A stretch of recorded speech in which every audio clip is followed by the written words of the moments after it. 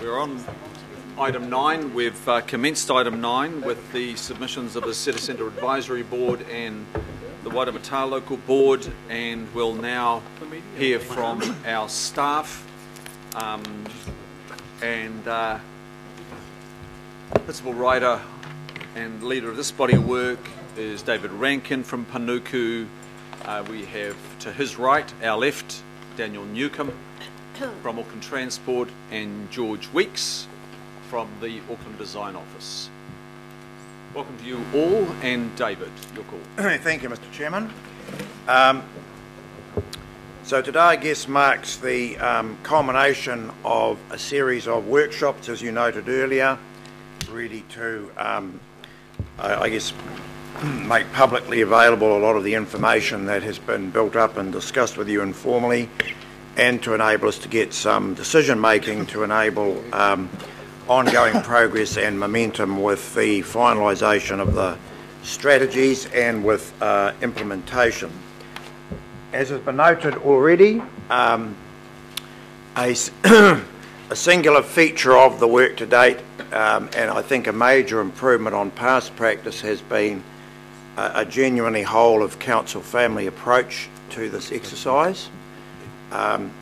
It's not that it didn't happen before, but I think the level of interagency working together has been at another level altogether on this occasion, and I think we're all seeing the benefits of that approach. Far more sort of transparently and explicitly, all of the projects being looked beyond simply their functional purpose, and a much more considered approach to the general impact projects are having on other functions and activities and on city building generally. It's also important to note that while this has been framed as an update of the City Centre Master Plan and Waterfront Plan, it has very much been a focus on implementation. What have we achieved so far? What's the next stage of implementation, rather than a blue sky start again approach. So very much it's been what needs to be updated from the strategic and planning framework that was already in place and is generally considered to have been successful, and how do we deal with some of the issues that have become apparent. And as I guess came up quite a bit during the workshops, what we are grappling with really is the phenomenal success of the strategies that have been implemented quite steadily over a long period of time. If you think about the original big picture, it was to rejuvenate our city centre, to open up and rejuvenate the waterfront, and to get a big switch to public transport into and out of the CBD, supported by significant investment. So we wanted more public transport usage, we wanted more people in town, we wanted more residents, more visitors, more businesses, more visitors, and to an extent we wouldn't have imagined, say, a decade ago, those strategies and the investment that has supported them have paid off spectacularly, and we are now looking at the next generation of supporting and responding to those growth pressures and continuing to build the city centre that was the original vision. I guess what's come through very strongly in our workshops is that we are planning and implementing in real time. There's a lot of stuff going on, and we're looking at the need for more projects to be started soon. And we've, I think, outlined for you a lot of the complexities of that, because of the way these projects impact on each other, compete for the same resources, the need to get the sequencing right so that we don't unnecessarily disrupt the working of the CBD, and how the family as a whole, manifesting itself in decisions by the governing body here, rations out scarce and highly sought after space in the city centre, particularly midtown, downtown, at the water's edge, and how we're going to ration a limited sum of dollars, both between those projects that are here in the centre, but also as between these projects we're focused on at the moment and all the other projects in the region. So process terms, you can see what we've done is picked up the plans that were there from 2012 and really, as I said, updated them as necessary to respond to some changed circumstances, much more success than we envisaged, the implementation that's already taken place, and what we now understand about what should happen next. And that too, Mr. Chairman, is an important point, because compared to 3 or 4 years ago, we collectively understand a lot more about issues like, well, a good example would be the Quay Street seawall than we did. So we've got a much better base of information to work from in terms of how we successfully roll out the program going forward. In terms of what we're asking for today, just switch to the next slide.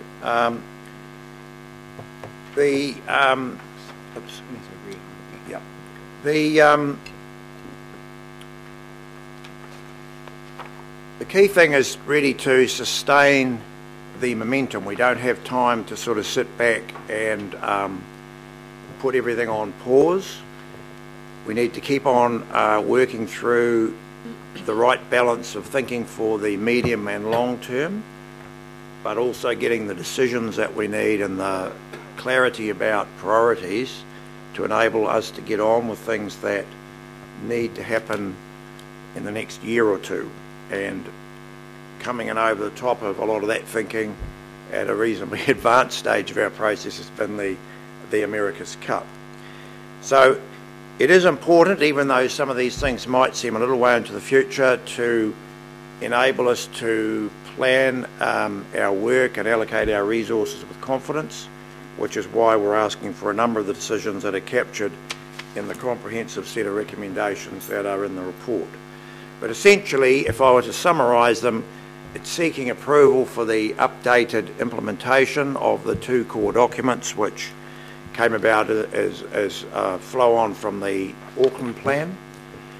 We're looking for the governing body to sign off its comfort with the fundamentally important transport projects that I guess predominantly manage the enormous growing flow of buses in the city and balancing that with people. And we're shaping, I guess, the material that's going to be coming to you in a few weeks as you get more solidly into the long-term plan, because without additional funding, obviously the momentum in this part of the city will be lost. So I think at this point, Mr. Chairman, I'll switch over to George, who will run you quickly through a few more slides as a further bit of context. Thank you, David. George. Thank you, David. Thank you, everybody. I've now got about 6 minutes to remind everyone about the current context and the emerging implementation plans for the city centre and waterfront, some of which we've touched on in earlier presentations this morning. Now, most of you will be familiar with the fact that Auckland city centre produces a fifth of the region's gross domestic product. It's a major economic engine powered by thousands of skilled and highly productive jobs, and it's intensely compact, 0.08 of the Auckland area, but it underpins the economy, both of the Auckland region and the whole of New Zealand, and it's becoming ever more important, and not just as a place to work. We've already covered how Auckland city centre is blossoming into a place to live. More people living there than driving in during the morning peak, and new residential developments going up all over the city centre with population growth 15 years ahead of predictions. And more people will be able to come to Auckland city centre as well. The new bus network, City Rail Link and mass transit will mean thousands more people coming to the city centre by public transport every day. The new bus stops and transit stops, railway stations will be like fountains of pedestrians. thousands more people flowing from them into central Auckland and bringing life to the heart of the city. But the public realm needs to work harder and integrate public transport into the public realm. This is also true at the waterfront, where as well as rail and buses, we also have more and more ferries and more cruise ships, and one of the busiest cycleways in Auckland and one of the most important pedestrian connections in Auckland. Key Street's already in effect a major transport interchange, and it will become more important. But it's also the global face of central Auckland, and it deserves a really first-class public realm. The city centre responds exceptionally well to public funds, which catalyse private investment, as we've seen in Wynyard Quarter, where an initial investment has led to almost $800 million of private investment, 15,000 people working here, a new part of Auckland city centre that did not exist a few years ago. External events are also important. We've heard about the America's Cup. We're assuming that Auckland will host the America's Cup and the Asia-Pacific Economic Cooperation in 2021. The city centre will be in the world's focus, and it needs to look good and work well, and we should maximise the legacy of these events. The other main consideration is construction sequencing. We can use existing construction disruption, as we see here at CRL, to help deliver other projects, but these construction windows are narrow. Our last report on the city centre master plan and waterfront plan was in March this year. Since then we've examined the emerging issues in a series of structured workshops to identify a combined integrated vision for the future of Auckland waterfront and the city centre over the next long-term plan period. So I will now just quickly outline the visions for each of the four focus areas, and these are the downtown waterfront corridor, the midtown area, the central wharves, and Wynyard Quarter. And all of these have been developed through cooperation across the Auckland Council family and with other stakeholders.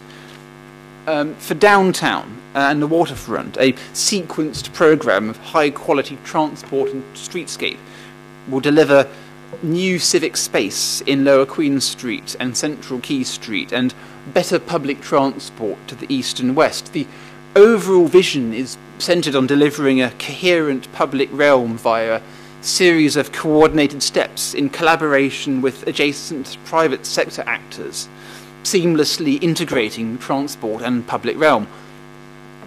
In Midtown, we've heard about working with Auckland Transport to deliver a vision for two great city streets, Victoria and Wellesley Streets. As the City Rail link, the mass transit and new buses bring floods of people to the heart of Auckland, Victoria and Wellesley Streets will connect people to their city centre destinations, like a east-west pedestrian ladder, construction coordinated with City Rail link, enabling the staged delivery of Victoria Linear Park, a beautiful east-west link across the city centre, and allowing Wellesley Street to be the main east-west bus link, coordinated funding allowing the movement elements to be matched by pedestrian place improvements, turning Wellesley Street into a new kind of civic space, a bus boulevard. Central Wharves, where Auckland really shows itself off to the world, and it's Auckland's key waterfront gateway with numerous uses in a very constrained spatial environment, and we've got a proposed staged delivery of additional waterfront public space and new ferry infrastructure, and further cruise infrastructure in the long term. Captain Cook Wharf remains the optimal option for this, but does require negotiations with Ports of Auckland, who will be invited to a planning committee workshop in the near future.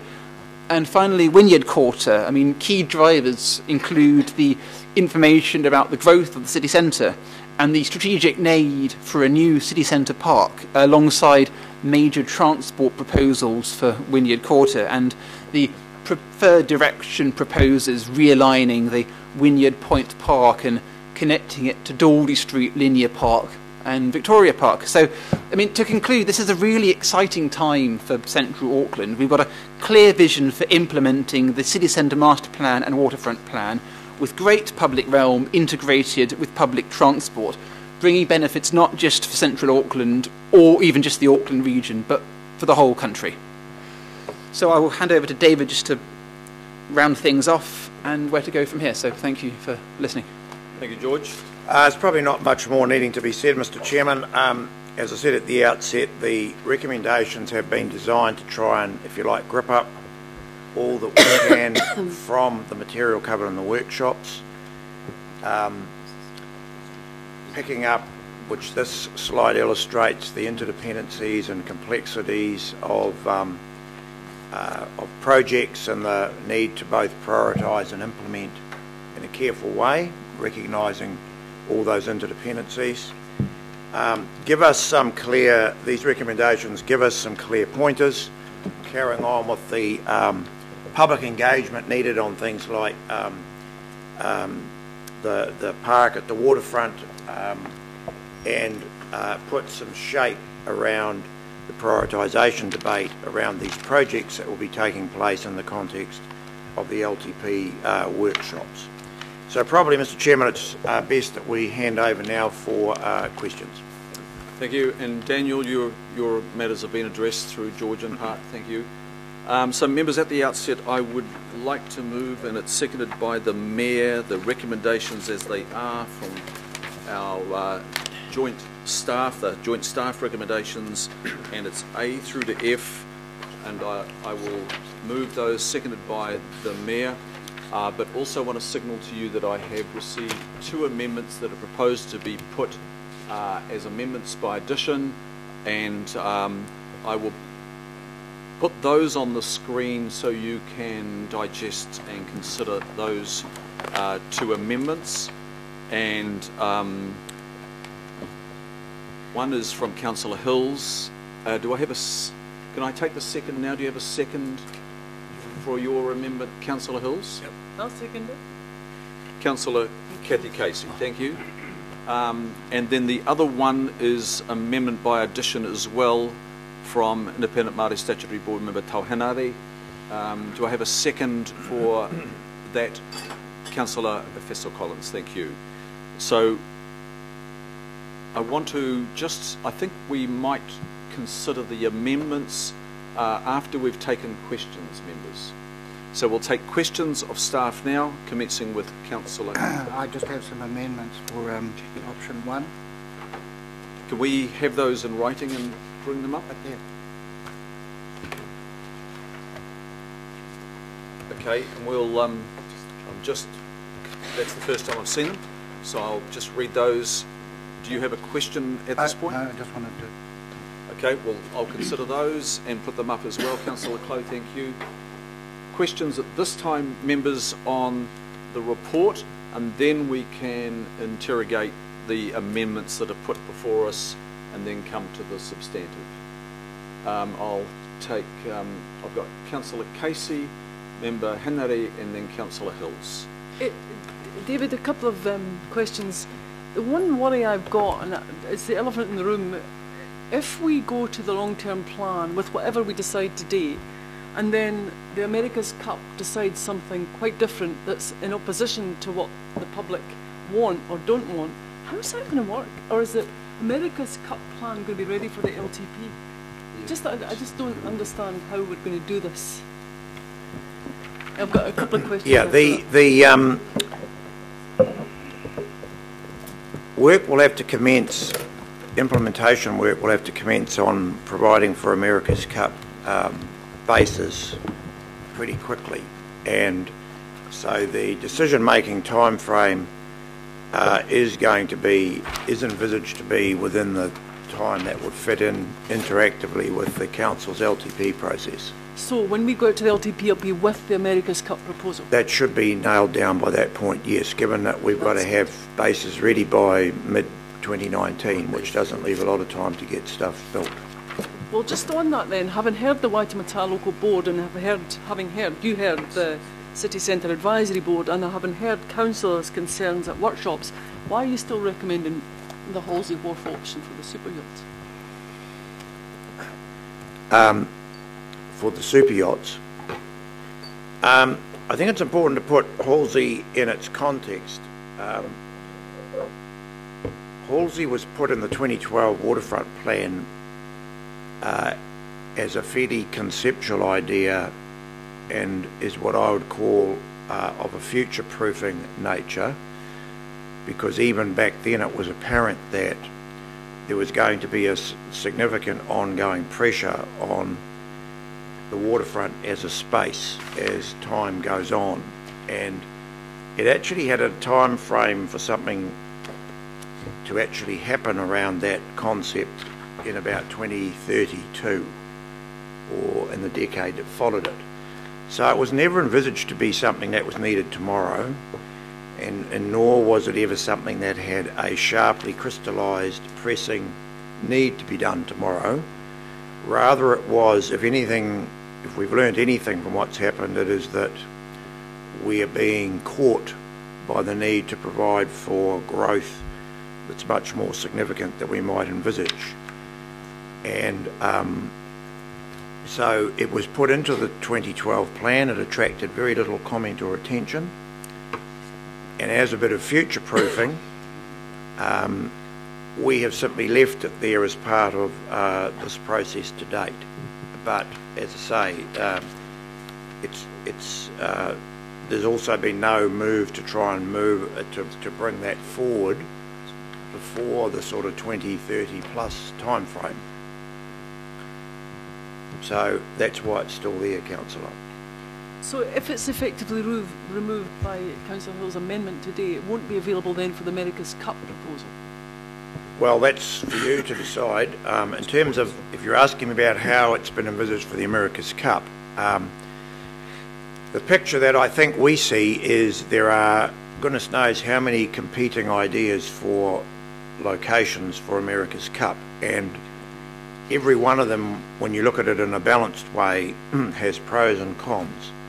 So we've certainly been reluctant to be ruling in or out any options. A lot of work has been put into the development of some decision-making criteria which we shared with you at the workshop, because unless there's some consensus around how we will make a decision, then everyone's going to pick their own sort of location and not be thinking necessarily about the bits that aren't quite so important from their perspective, or may not even be aware of some of the many issues that are pros and cons with all of these options.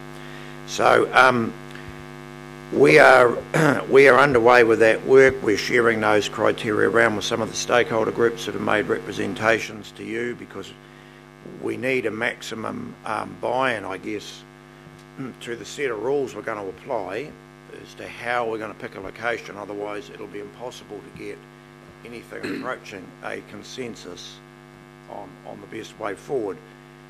And that's a particular risk when you think about how quickly we're going to have to move as a region and a country on providing for this physical stuff.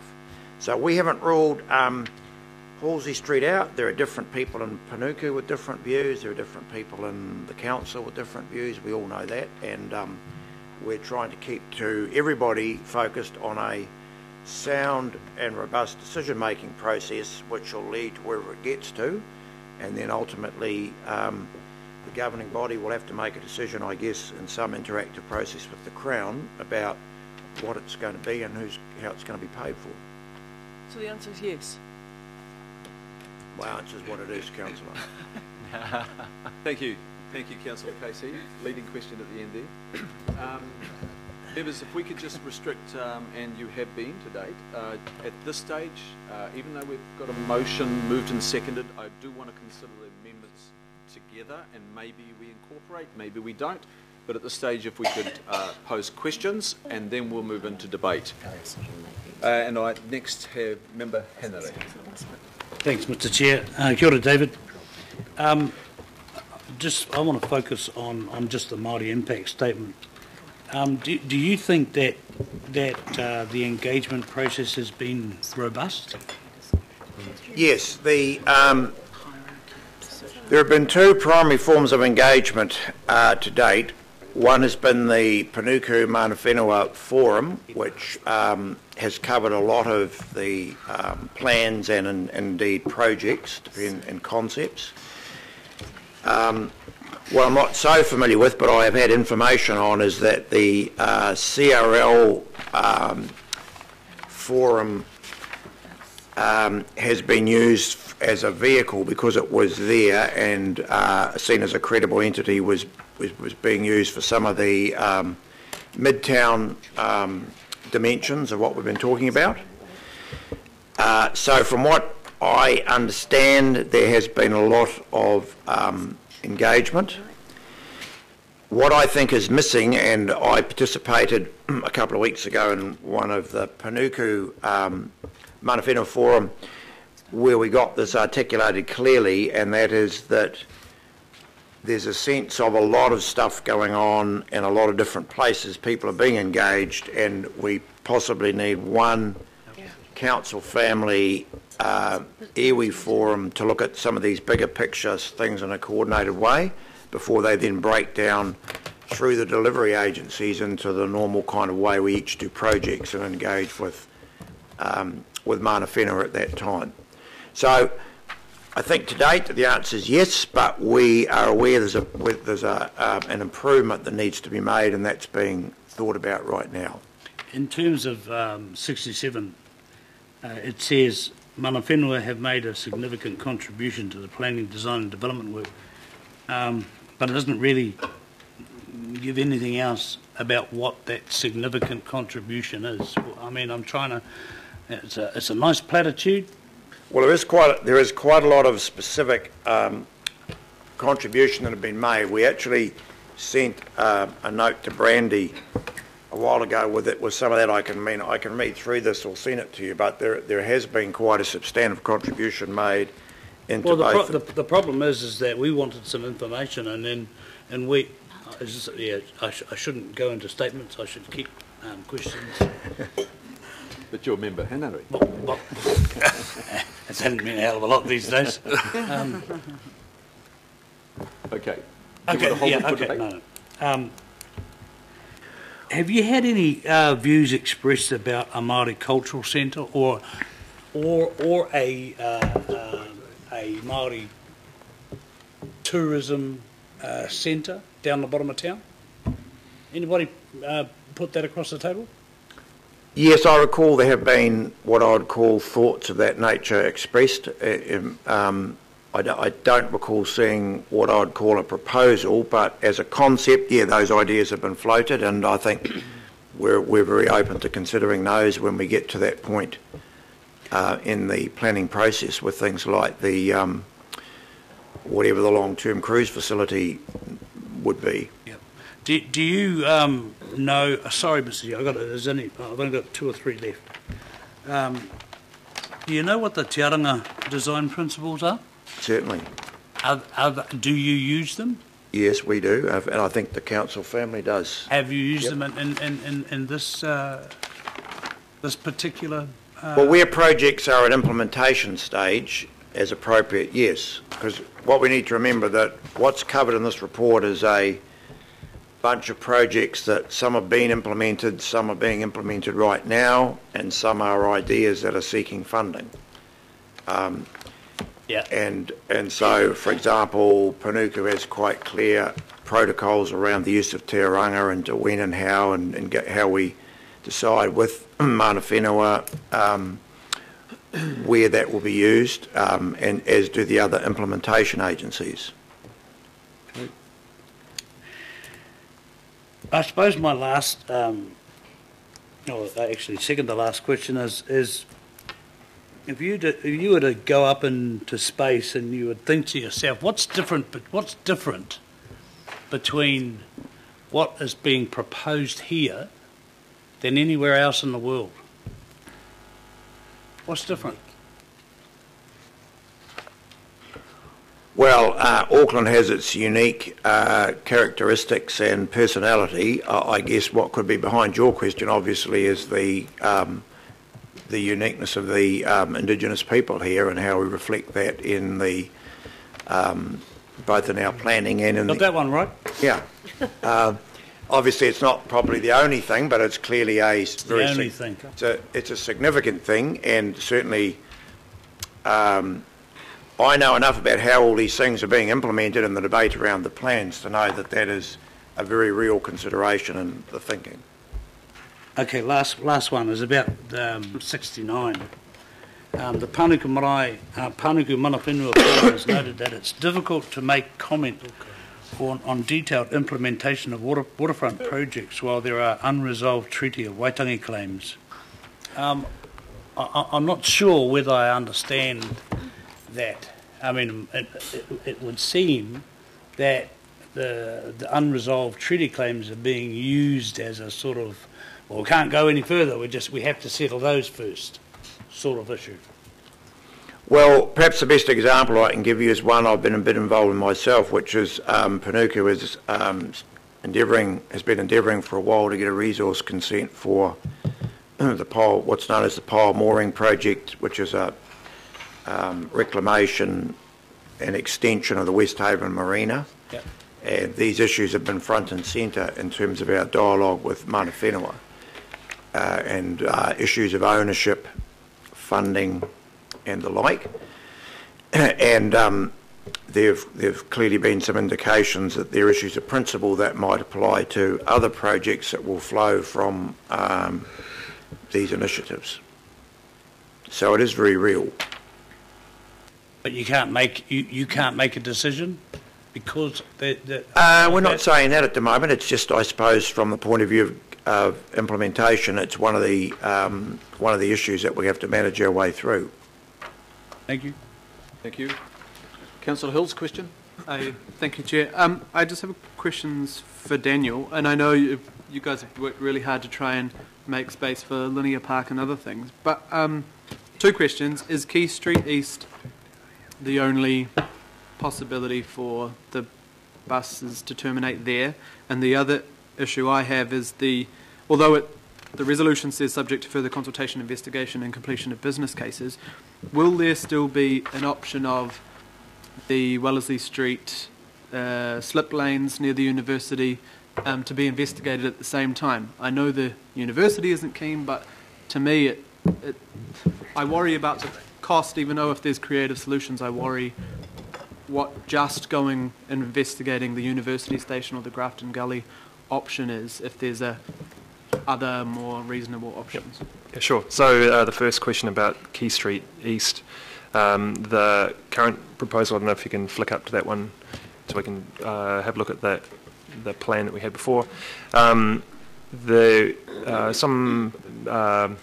people this morning have talked about the compromises. I think Shale mentioned it at least once. So maybe not compromise, but the challenge of working in a very complex, busy city centre environment. We have looked at a number of alternatives for managing the bus network. So that one just there. So you can see there's a kind of a teardrop roundabout proposed on Quay Street for the buses to be able to come and drop people off, turn around and go back without entering the core pedestrian people-focused space. We have looked at that kind of facility being placed on Customs Street, on Commerce Street and around. Our challenge is that always comes at other compromises, either impacts directly on pedestrian space or on the other movements. If you put that on Customs Street, for instance, that just pushes more traffic onto Quay Street, which we don't want. So we've landed as a council family on that being the preferred way forward. We will have to justify that on an ongoing basis that it works and does what we want it to do, but it's based around people, not around the bus. It's not an optimal bus outcome, but it's the best for the city centre. In terms of the Wellesley Street situation, the arrangement that we proposed is again the emerging preferred option. We don't intend to go back and revisit the slip lane or the Linear Park, the Victoria Street alternatives, only other than just to rule them out by comparison and justify what we're currently doing. In the business case world, we will have to justify that we are still doing the optimal solution. The university remains a stakeholder we have to deal with, but as you mentioned, we do think the emerging preferred option with the university station is a very good one for the city centre. It achieves transport and city centre outcomes, so I'd be very surprised if there's any challenge to that. So just one more question, Chair. So if the university option becomes too expensive or unworkable, can it sort of still be maybe drafting an option with the Wellesley slip lane and Simon Street, look, just because I worry that we narrow the focus and it becomes. Yeah. So we have looked at the potential, because it is an expensive option to do a new facility where previously we didn't need one.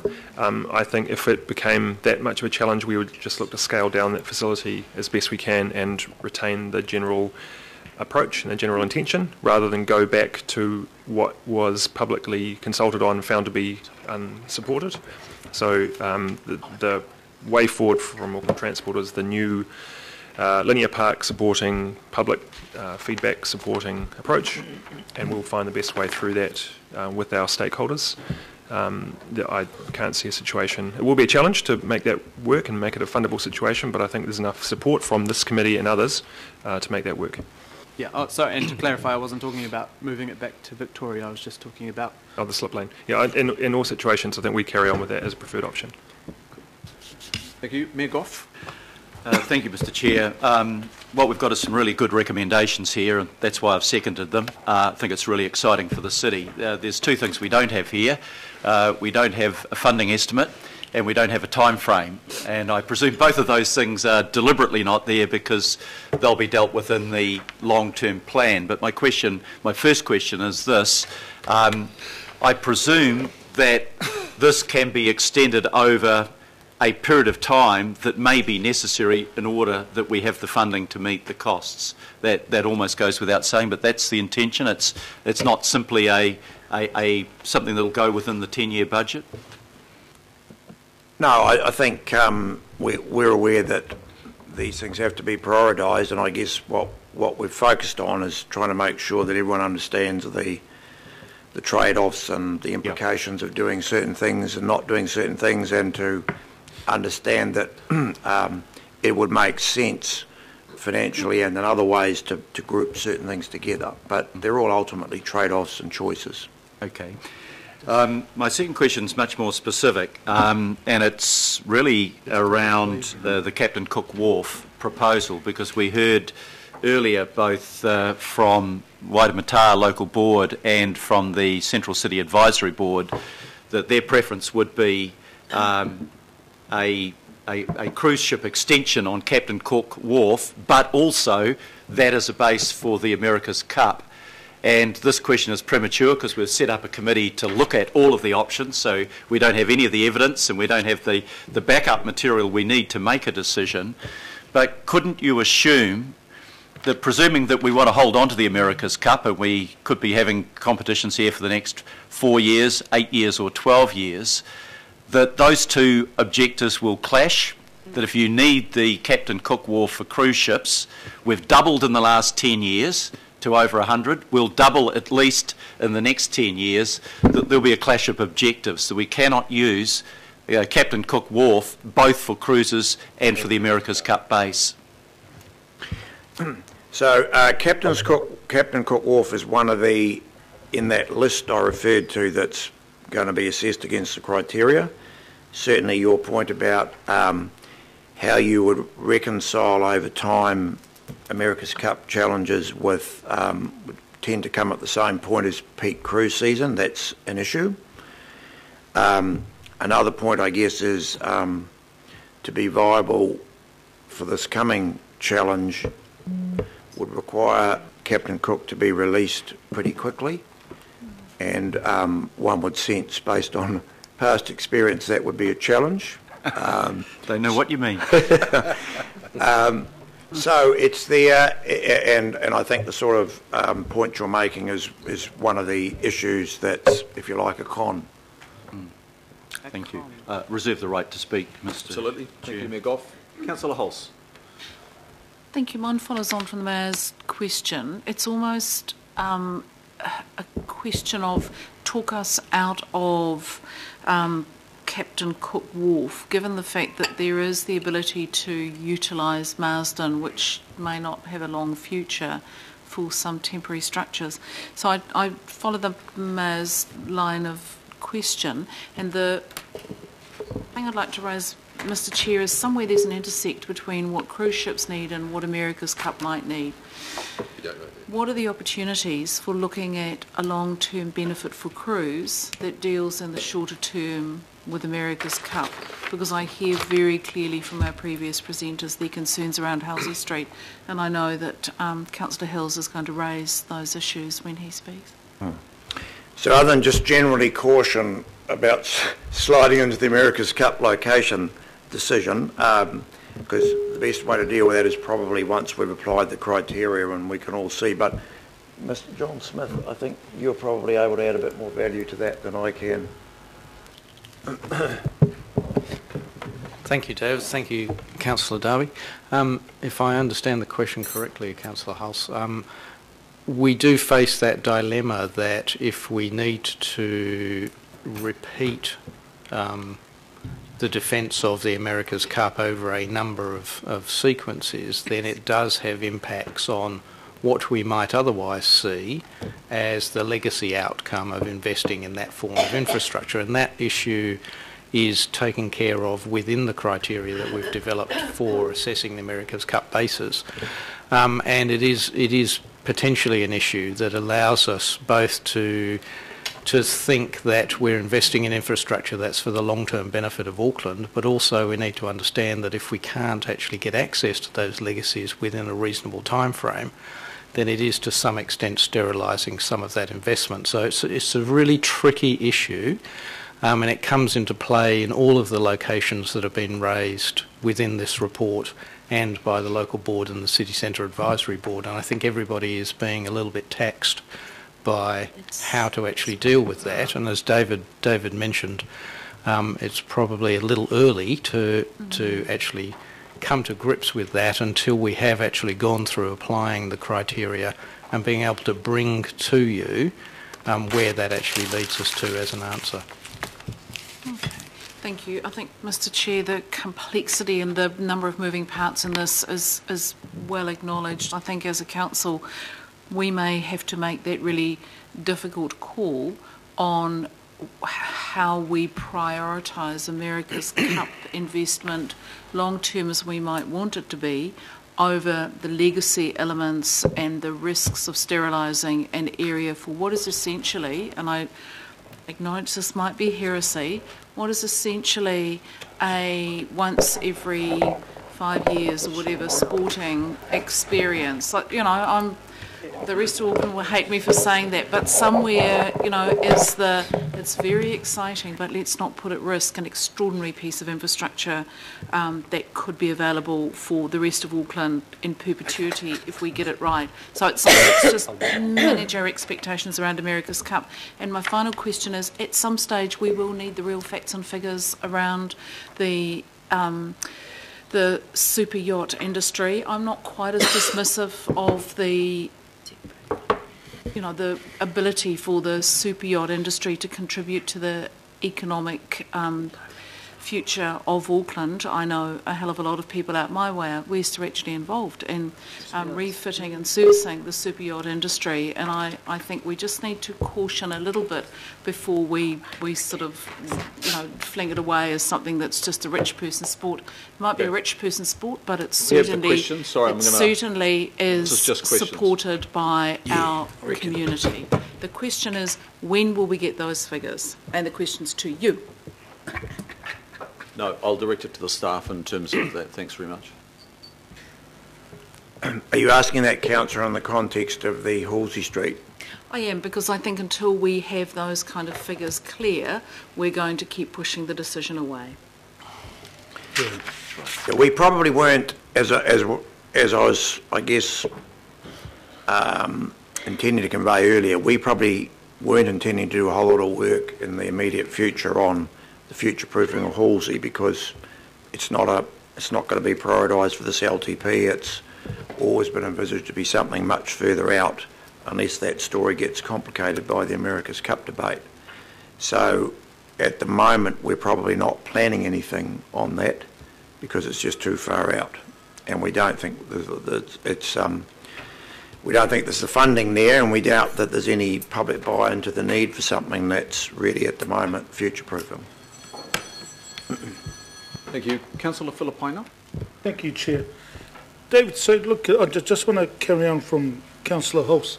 So the Halsey Street one, because obviously with the amendment that's up there, so it's in the waterfront plan, just as a safeguard for now, is looking at 32 to 42 is the first indication in regards to the possible extension.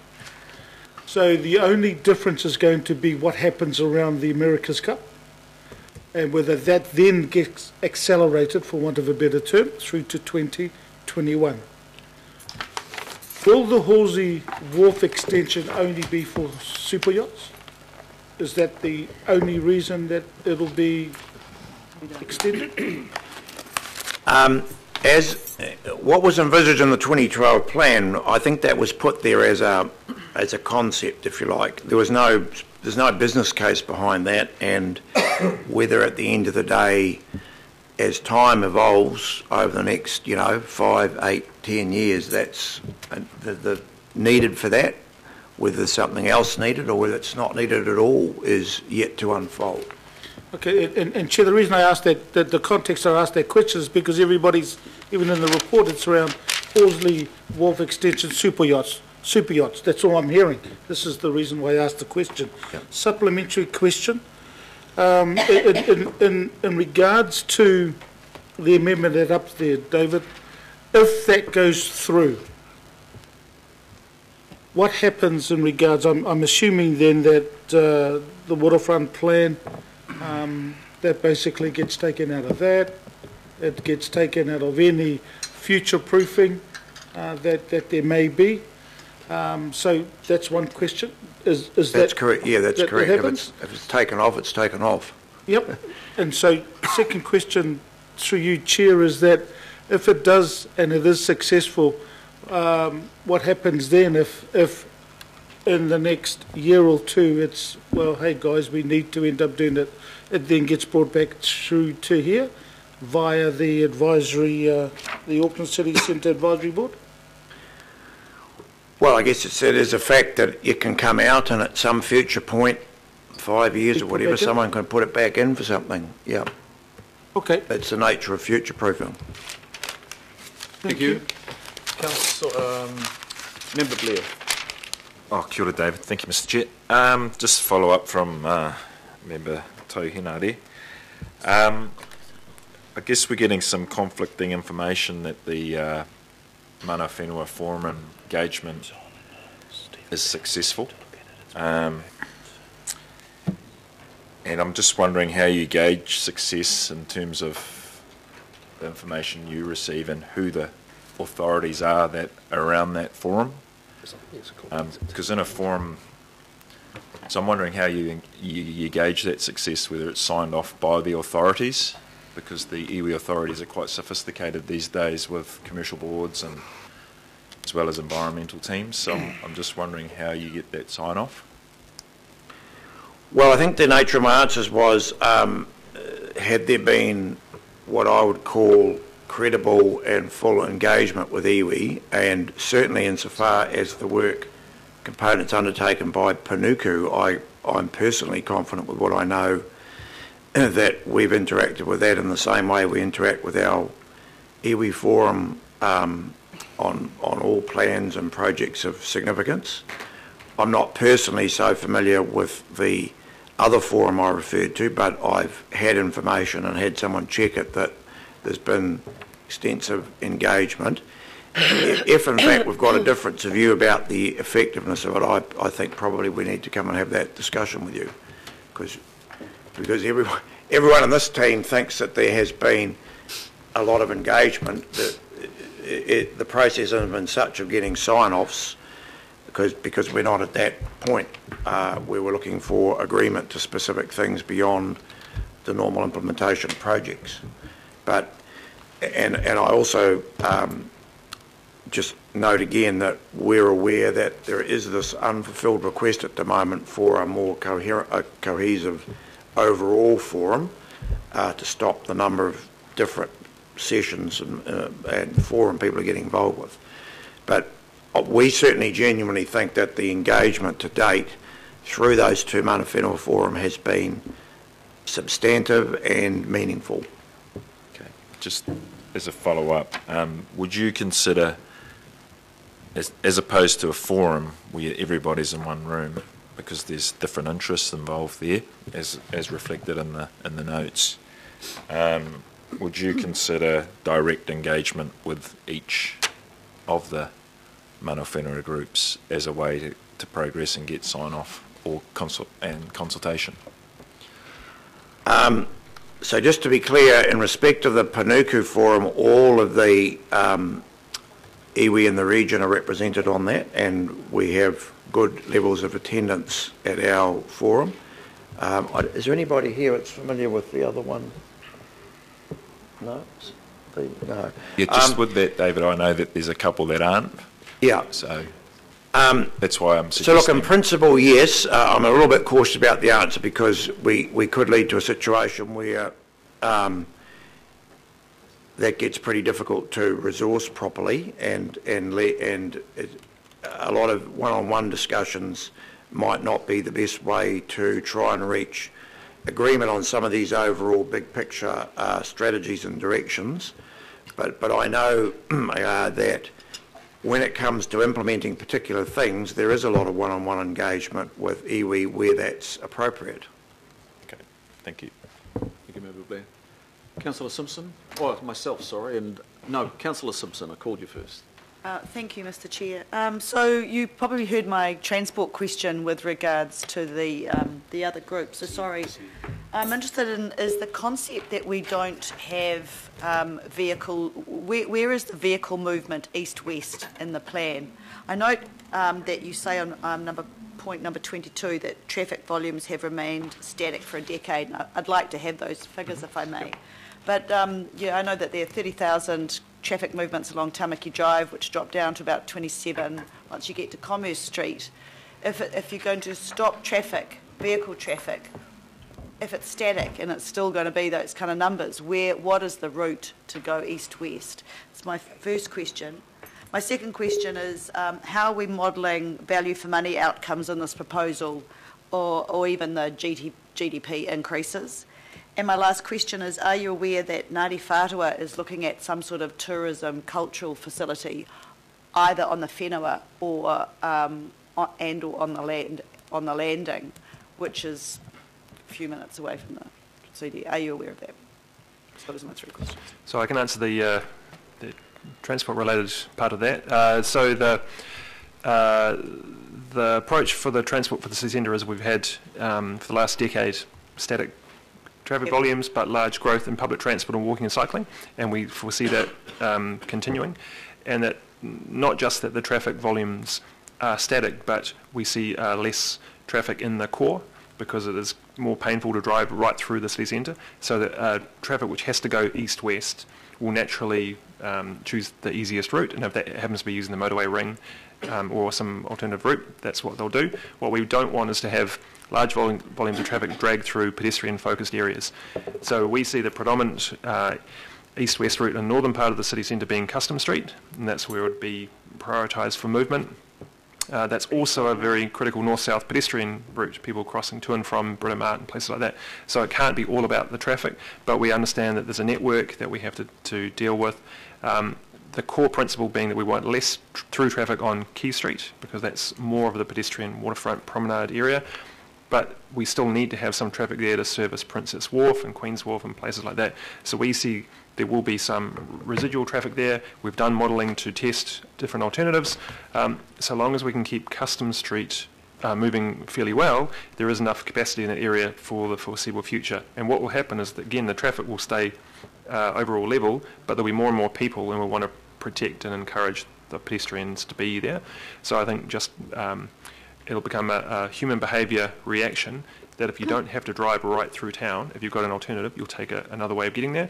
And if you've got an alternative transport mode to get there, then you'll take that. Where you put on a good public transport service, people are taking those. Yeah, I'll talk to you more about that, because obviously if it's static and the public transport's going up, you've Yes. still got the same amount of vehicles, so there's something... So I'm happy to share Custom those Street's figures. pretty tight now. Okay, and then my next question on how we're modelling the value for money outcomes and the GDP growth potentially in this new model. Noting that value for money isn't just financial. We do regularly measure economic activity and I think GDP in the city centre. Is someone? No. What's that? There are a range of different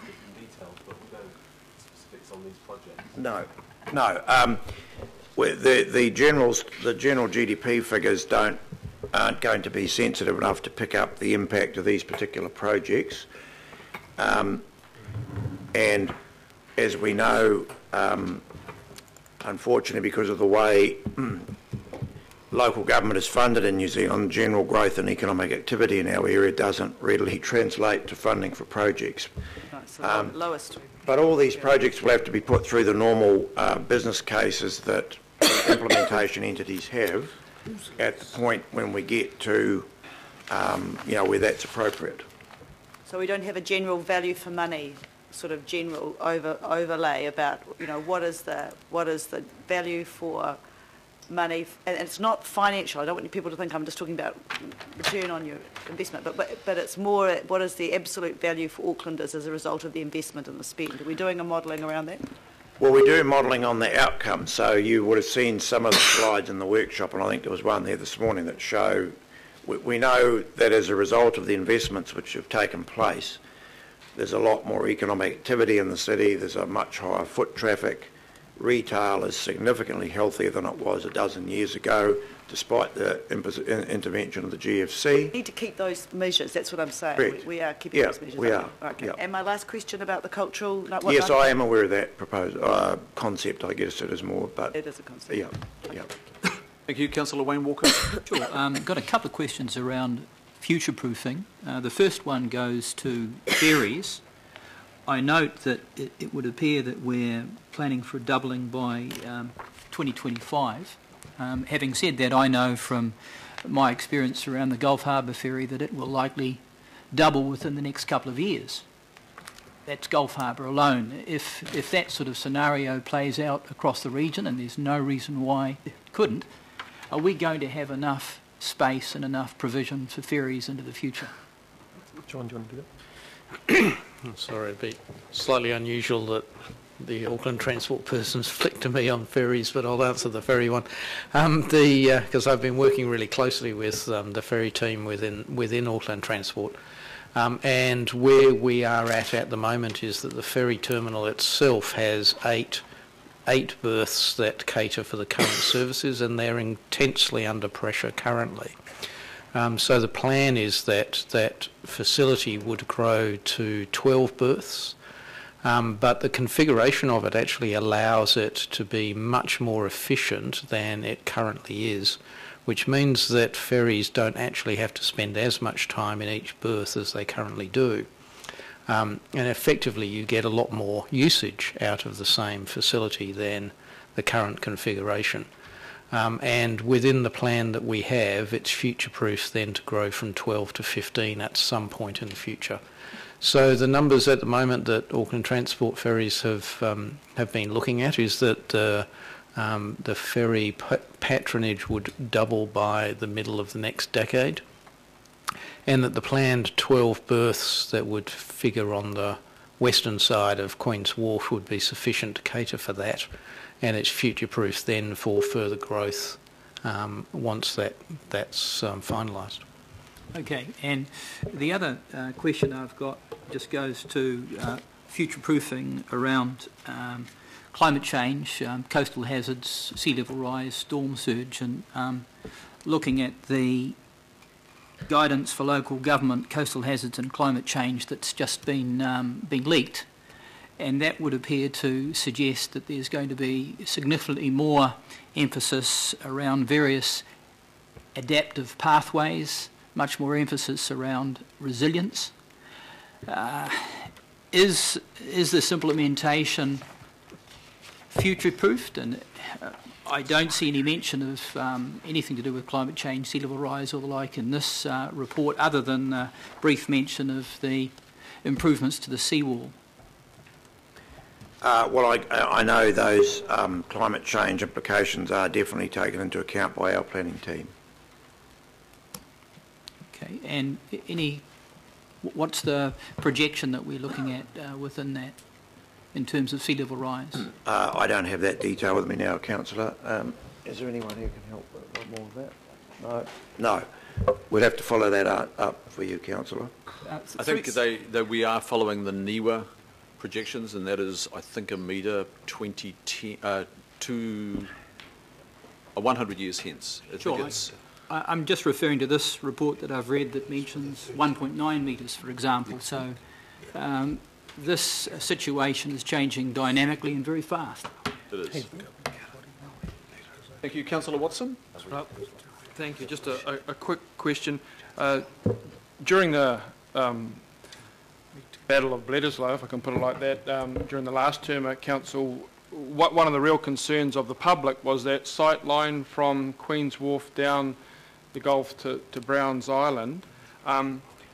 Does any of what's being proposed at Captain Cook impact on that? It's a little hard to get a sense of scale just by looking at the drawings, but if I look at what was originally proposed at Bledisloe and potentially a movement of the wharf and particularly big cruise liners, I kind of get the feeling that there could be some impact. Have we done any sort of work on sight lines in that specific location on that very important eastern tip of Queen's Wharf?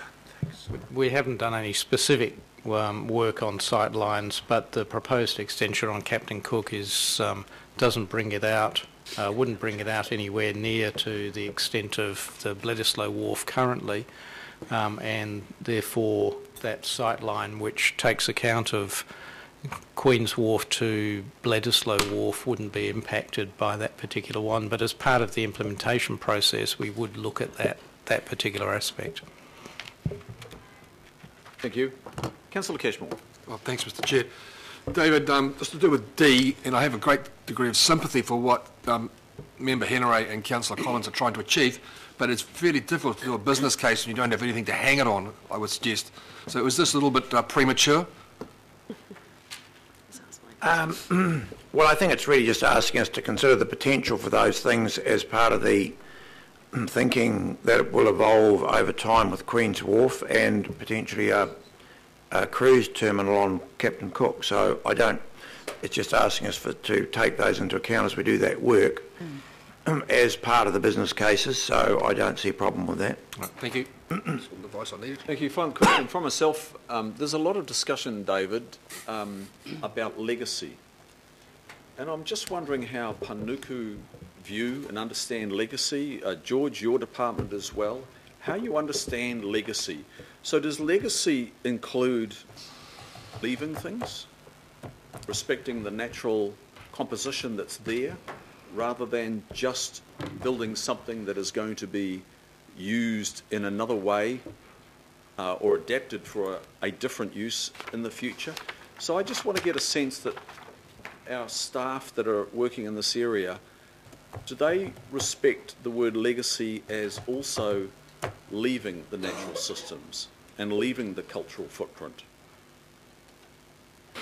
Very definitely. I mean, I think part of the work of any regeneration or comprehensive redevelopment agency is to always have as a starting point respect for both the community and people form that exists at the time, and also things like the natural environment and natural features that are there from the past. As we know, particularly in a dynamic, crowded urban environment, that can only ever be a start point, or you soon box yourself in. So we all accept that things have to change, but I guess there's an increasingly high threshold to just casually mucking around, well, with the waterfront in particular, whether it's at Onehunga or here. So no, that's very definitely there as part of legacy. Part of legacy is also thinking about not spending money in a wasteful way where something is only used once. So what's the capacity for the use after the temporary use is gone, and are we building things in a way they can be repurposed? Are we doing things in a way that fits in with a well socialised and agreed long-term plan for an area, or are we just doing things in an ad hoc way? They're all part of legacy as well. And we're trying to take account of all those things, juggling all these complexities and pressures that are here now. Thank you. So members, I think now we've exhausted the questions. I'd like to just get a sense from the meeting. I'm wondering whether some amendments might be incorporated, but I'll take your lead on this. I'm going to take them in the order that they have been received. Councillor Hills, Member Hanari, and then Councillor Close. Some are a little bit simpler than others may be. Let's see. Councillor Hills, do you want to just, before you speak to your motion, do you just want to very quickly outline and emphasise, I think you've added the words "at this time." When I spoke to you yesterday, it was full stop after extension. You've now added "at this time." Maybe. So if you can just very briefly outline, I'm giving you a little bit of extra opportunity to explain the motion before you debate the motion. I sort of feel like I'd be doing both in that, but it's there, it's mentioned in the plan today. It's about kind of putting a line in the sand. We don't support it at this time. It might be a future thing, but I think it's our, city centre. I don't know. I'm going to debate. It's hard to half debate. Okay, can I just ask this question there? With the addition of the words "at this time," and we've heard that there's some work that I think commences this afternoon in an evaluation group that's being convened to look at locations for America's Cup. So that at this time, does that preclude something that might be brought out of the America's Cup's locations analysis? I mean, I'm happy to say we do not support the Halsey Wharf extension, but I was trying to be reasonable with "at this time." Okay, as of today, okay, and there might be other inputs. Okay, can I quickly go to the Independent Māori Statutory Board? So members, just to give you a sense from my chair position, I will be supporting the amendment by addition of Councillor Hills, and made a slight change, if you don't mind. I think it's assisted Independent Māori Statutory Board. It's to direct staff to consider the potential. You happy with those words? Yes, sweet. I would be recommending that for support 2 members. And it's not prescriptive, absolutely. It's looking at the potential and further work to be done. And then coming to Councillor Close amendment. Have we got that there, please?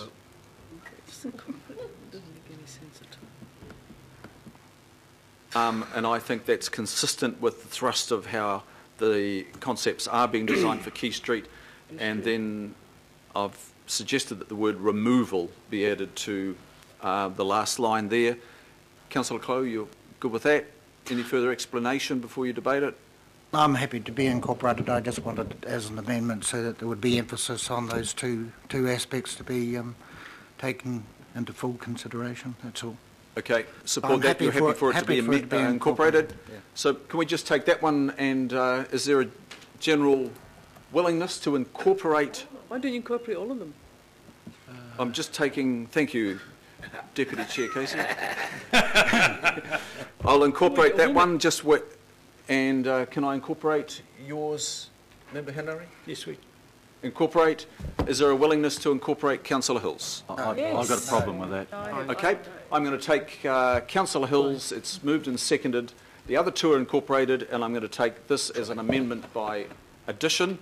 If this addition goes through, it does affect another small part. It does make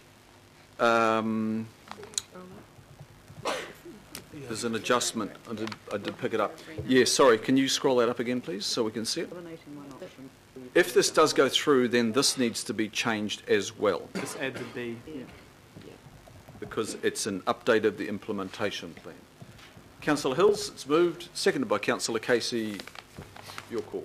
Thank you, Chair. No, I just wanted to put this up there, as this is our city centre and waterfront planning refresh. I think it's important that we give what we see as what we think our future of the waterfront should be. It's our direction, and even though it is in the, originally put in the decade 2032 to 2042, it is mentioned in here as part of the potential accelerated scenarios for the America's Cup. I think that adding the Halsey Street extension, and it was great to hear the chair of the City Centre Advisory Board and Shale Chambers, the Deputy Chair of Waitemata, all said similar things to what I was going to say, and I hadn't actually heard their views before. I had read that the City Centre Advisory Board had put a resolution up last month, almost the exact same as my C there. I think to do this, it would actually contravene everything we're doing in that space. It's putting something of that size in the middle of what we're creating as one of the most pedestrian-focused, park-focused, kind of recreation-focused areas of the waterfront, I think would be a massive, massive mistake. Not only is the sight lines, we're going to have the park eventually on Wynyard Point on that side looking across, and suddenly we've lost all the water view and the water in front, but also, you know, it's 150 million probably that we'd have to move forward from a decade that's, you know, 2 LTPs ahead and moving it into this one. Also, last year, going across the Wynyard Crossing was 1.34 million pedestrians. This year it's 1.9. So we've got 500,000 increase in pedestrians across that space in 1 year.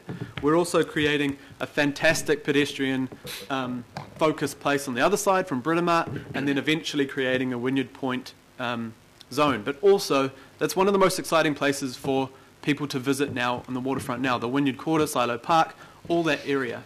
I was there in Fashion Week last week. There's people everywhere. There's kids already, you know, it's still pretty cold, but doing bombs into the water where the steps are.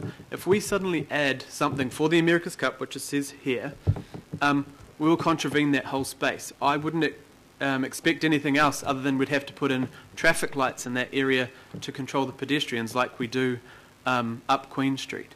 If you have something 6 to 8 to 10 teams out on that wharf that we build, you'll have trucks after utes, cars, all the workers, everyone coming back and forth across that space, and you'll completely change the whole point of the Wynyard Quarter and all the investment we've done down there. If you look at ASB and the new hotel being built, it's a very, you know, it's not a very wide space already. You can already barely get a car and a bus through there because its focus is on pedestrians down there by the waterfront theatre.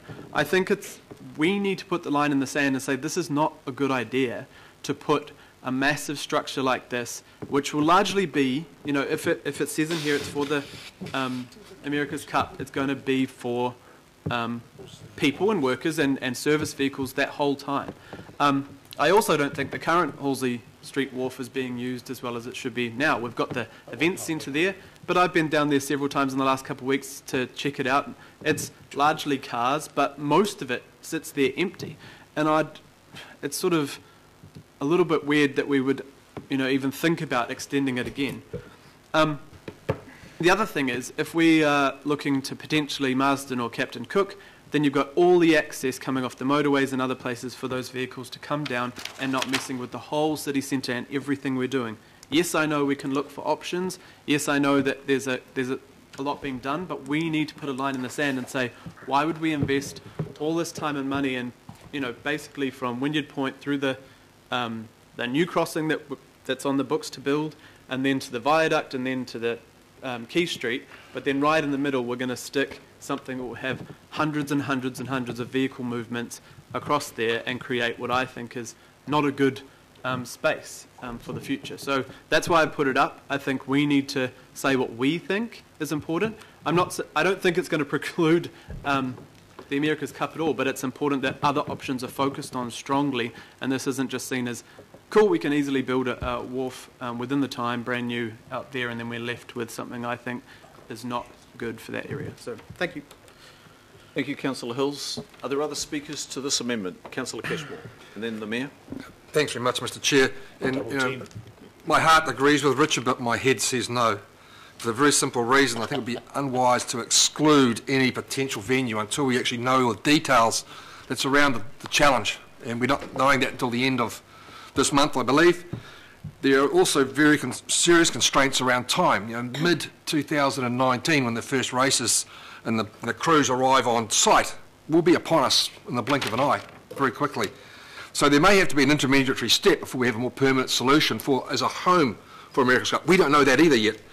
The costs are yet to be determined, but one would think the cost would be shared between the Crown, private enterprise and council. So the 150 million might be a little bit of a misnomer.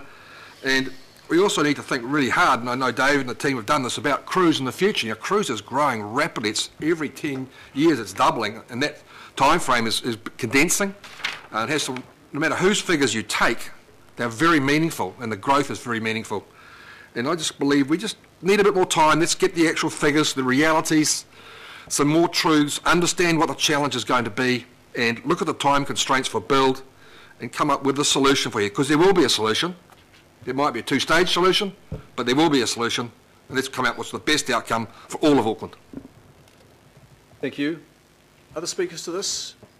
Oh, sorry, Mayor Goff. Yes. Thank you very much, Mr. Chairman. Look, I'm sympathetic to Richard's opinion and why he holds it, to Councillor Hill's opinion, I should say. But what we all have opinions around this.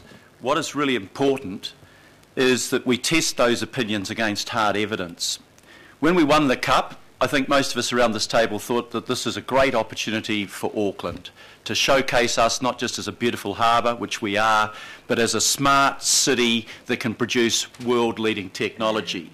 The decision to hold the Cup here has still not been made, and it will only be made if there is a suitable place to put the base. I asked our Chief Executive, Stephen Town, to work with a cross-council group to examine all options. I said everything's on the table. We've got strong opinions against some of the options. We've got strong feelings for some of the options. But you've got to look at every option. You've got to come back and tell councillors what works and, most importantly, what achieves the best ongoing legacy for Auckland. I'm not interested in funding the race. I am interested in an infrastructure legacy for Auckland in the same way that the Viaduct Basin was. Now, I've got opinions. I'd like to get rid of those bloody tanks despite the presentation today, the hazardous substances off the area that should be the Headland Park. You know, maybe this is a way we can bring that forward. I'd like to do Captain Cook Wharf. Maybe that's a way we can get the Crown to pay a good share of what we have to probably do anyway if it's to be used as cruise ships. But some of those opinions won't stack up. If we have the Cup defence here 3 times, that means we won't have a Headland Park, we'll have a base for ongoing Cup challenges, and I want a Headland Park. We need a cruise terminal that will cater for a situation where we'll have 4 or more ships a day in our ports, and we can't cater for them at the moment, and we'll be losing hundreds of millions of dollars if we can't do it. But I'm putting my opinions to one side and saying this group has to do a professional job for all of us, to look at the evidence, to look at the legacy, to look at what works, and come back and make recommendations. And in the end, this group will make a decision about whether their recommendations are in accord with our views, and we'll vote on that as is appropriate among democratically elected people. But if we start ruling out options now on opinions before we've looked at the evidence, we just make the job that I've given to Stephen Town almost impossible to do. He's got to come back and give us evidence-based advice, and then we've got to make a decision. Every other recommendation, and I strongly support these recommendations, are clear and strong and certain. This recommendation, by even including the word "at this time," indicates we're not certain about it. It is an opinion. It might change when we've got more evidence. Well, why would we put an opinion up that we're not certain about at this stage? Let's hear the evidence and then let's make a clear and strong decision. But don't do it the other way around. It just doesn't make sense to make a decision before you've looked at all of the evidence and you can stack up one option against the other. We are preempting an option, maybe rightly, maybe not, but we don't do that until we have the evidence. Thank you. Members, I'm supporting this motion. It's got a caveat on it. It's at this time. And while some other speakers have concluded that it's a shutout on America's Cup, I don't read it that way. The way the motion is constructed is a lot more than opinion. I think it actually voices a challenge that we've seen on Bledisloe. I think it voices the concerns of a phenomenal number of Aucklanders who have actually... Point of order. Point of order. What's your point of order? Mr. Chair, can I just get clarification? A few minutes ago you took a call and I think you were making recommendations for us to support this amendment, which I have no problem with you doing. What's your point of order? But now you're speaking again. So what is the purpose of you speaking? Because you've already spoken. No, I haven't spoken to the motion. Yes, I think you Have I spoken did. to the motion? No, I was clarifying, I was introducing the amendments. Thank you very much. So, members, this echoes a lot of the discussion that's been around Auckland for the last, particularly the last 3-5 years. So I am supporting this on the basis that the Halsey Street extension came into the city centre, or the waterfront plan, very late in 2012. That was well articulated, and we were reminded of that from the chair of the Waitemata local board. It was a very late concept that was introduced, and it was identified to support fishing fleet and super yachts. There were no business cases. Mind you, there were no business cases on many other of the concepts that were brought forward for that particular master plan in 2012.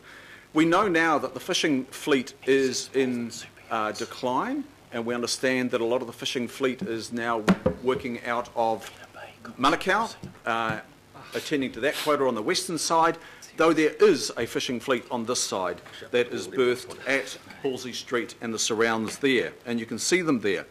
On the super yacht front, I've looked at the 2014 report on super yachts. We've heard that it's a $30 million business per annum.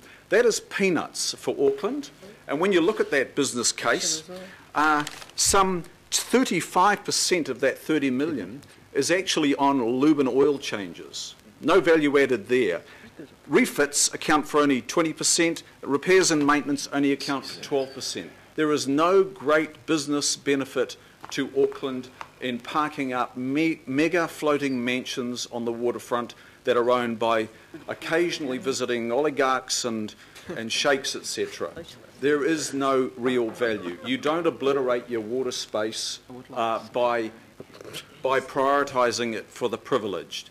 I think Aucklanders are demanding that we come with some very good evidence, and I'm not seeing it at the moment for the obliteration of that space. So there is room within this motion to take the locations analysis that we'll be receiving in a month or two ahead, that I understand commences this afternoon. It's signalling at this time that in terms of the updated implementation of the waterfront plan and the city centre master plan, as we have before us, that we don't see a future for an extension of Halsey Street. If we see some good hard evidence to support that in the future, let's reconsider it. At this time, we do not. Councillor Fletcher? Well, thank you, Mr. Chairman. I had intended not to speak because I'm aware that we are now 10 to 1 and we haven't got through the agenda very quickly, but I felt drawn to. I should have taken a question when questions were on and just sought clarity around the terms of reference of this committee and the decisions that we're taking here today. So while I applaud others putting ideas up, and I think that's fantastic, at the end of the day, anything of this nature will have to come back to the governing body in any event. And my experience is that council has not always been a strong negotiator, and I find myself in the same situation as the mayor and the deputy mayor on this occasion. Until we actually have all of the options, until we have all of the scoping and the brief on the table, we would be foolish in the extreme, especially as it will have to come back to the governing body anyway. So I find it really hard to understand why we've spent really nearly an hour on this today, and I would like to feel that good decisions will be made when we have good quality information. That is not here in this particular situation, and I would implore members to vote down this, however they may feel about Halsey Street, because I think this is just bad process here today. Councillor Newman? Yeah, well, Mr. Chair, I mean, Councillor Fletcher's effectively stolen my thunder on this, but I'd just like to apologise to those Aucklanders who work in industries that are based at Halsey and who I think are important and are relevant, and they need a future as well. So without wanting to prolong this debate, Mr Chair, given that people have already spoken at this, some more than once, I think it's important that if we could just, rather than assigning an opinion in relation to Halsey right now, and this matter should come back to the governing body where I think it's appropriate for the debate to be had at that time. Councillor Clow.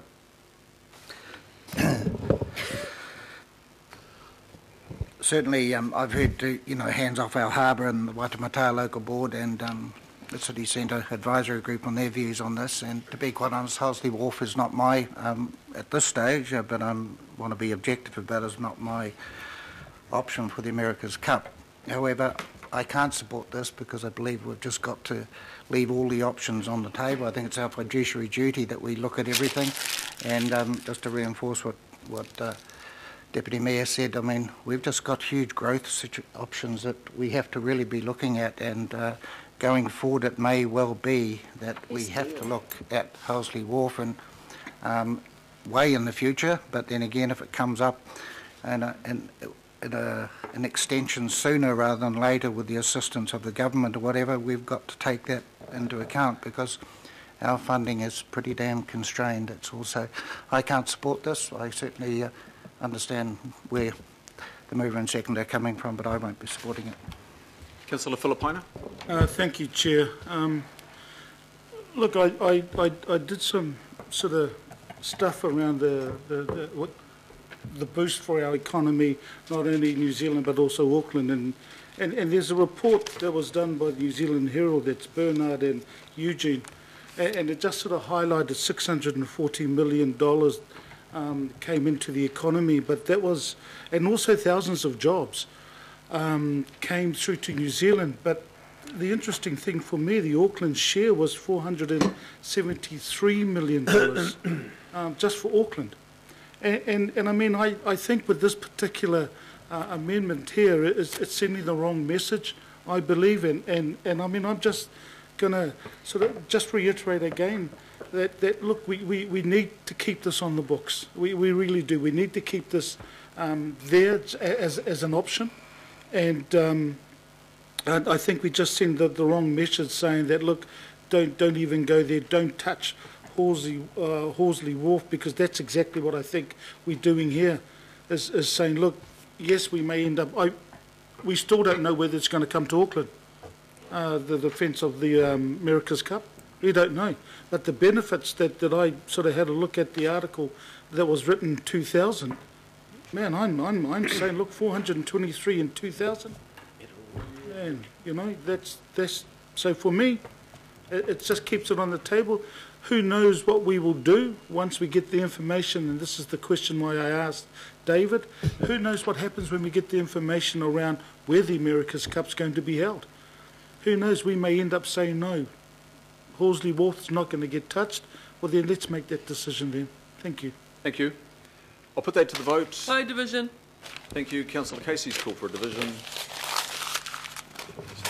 Councillors, you're voting on the amendment by Councillor Hills, as you see it on the screen. Chair Darby. For. Member Blair. Against. Councillor Casey. Yes. Deputy Mayor Cashmore. No. Councillor Clow. No. Councillor Collins. All. Councillor Filipina. Against. Councillor Fletcher. No. Mayor Goff. No. Member Henry. No. Councillor Hills. Or. Councillor Hulse. Aye. Councillor Denise Lee. Against. Councillor Newman. Against. Councillor Sayers. Against. Councillor Simpson. Against. Councillor Sir John Walker. No. Councillor Wayne Walker. Yes. Councillor Watson. No. Lost 6 votes. Thank you, members. We'll now go, the others are incorporated, the other amendments are incorporated. We'll now go to the substantive. It's moved and seconded.